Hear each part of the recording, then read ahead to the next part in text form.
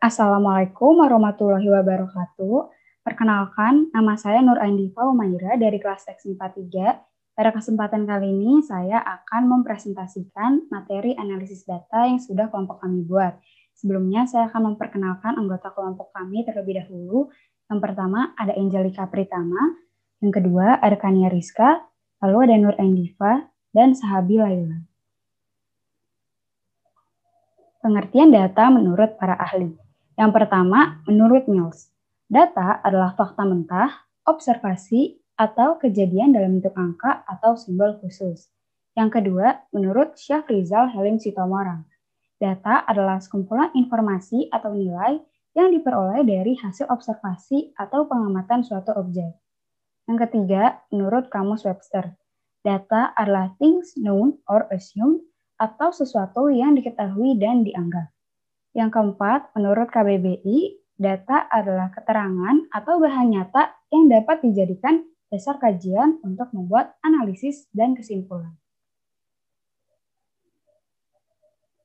Pengertian data. Data adalah kumpulan keterangan atau fakta-fakta mentah berupa simbol, angka, kata-kata, atau citra yang didapatkan melalui pengamatan atau pencarian ke sumber tertentu.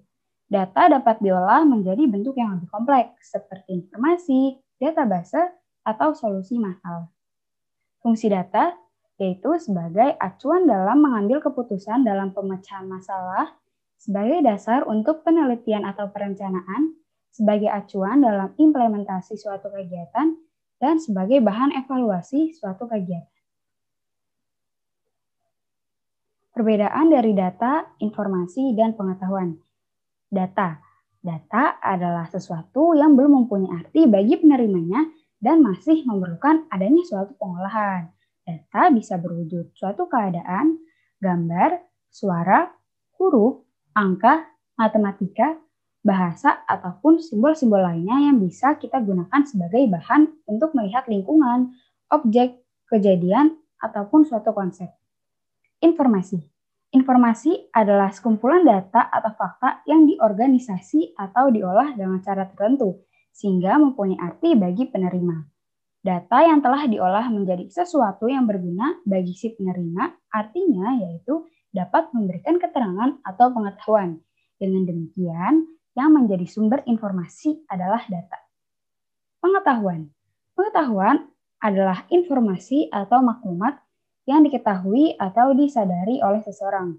Pengetahuan termasuk, tetapi tidak dibatasi pada deskripsi, hipotesis, konsep, teori, prinsip, dan prosedur yang secara probabilitas Bayesian adalah benar atau berguna. Dalam pengertian lain, pengetahuan adalah berbagai gejala yang ditemui dan diperoleh manusia melalui pengamatan akal.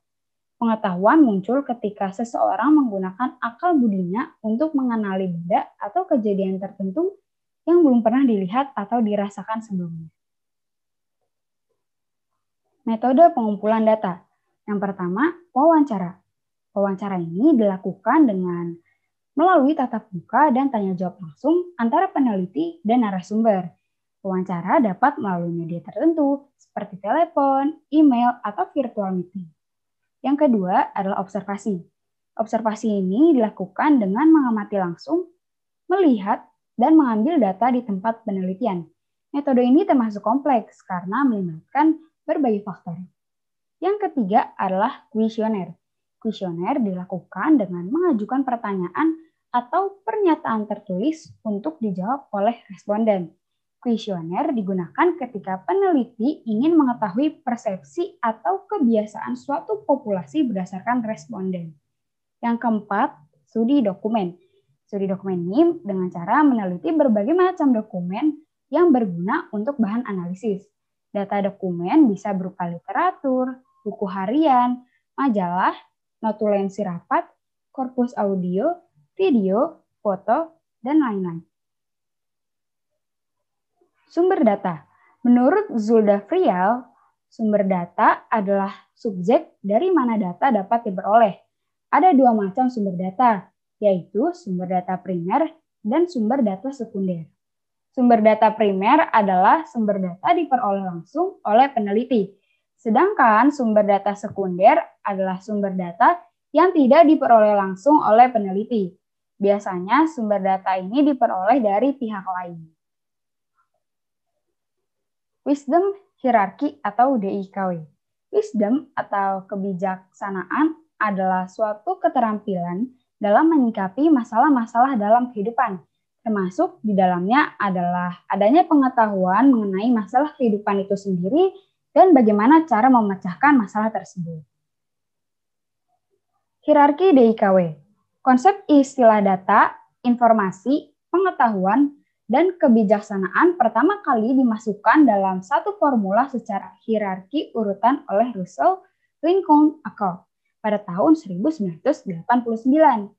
Ackoff mengemukakan hierarki di atas dengan meletakkan kebijaksanaan pada puncak hierarki dan kemudian berurutan di bawahnya, pengetahuan, informasi, dan data.